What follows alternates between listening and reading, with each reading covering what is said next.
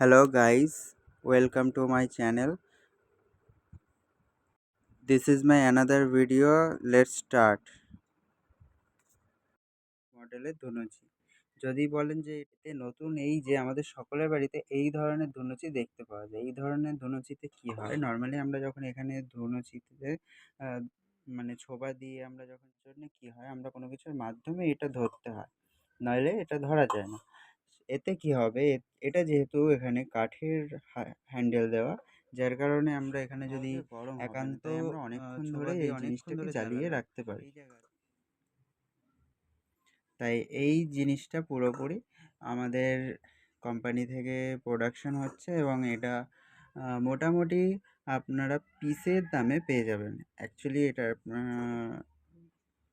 Wholesale প্রাইসও পিসেই হয়।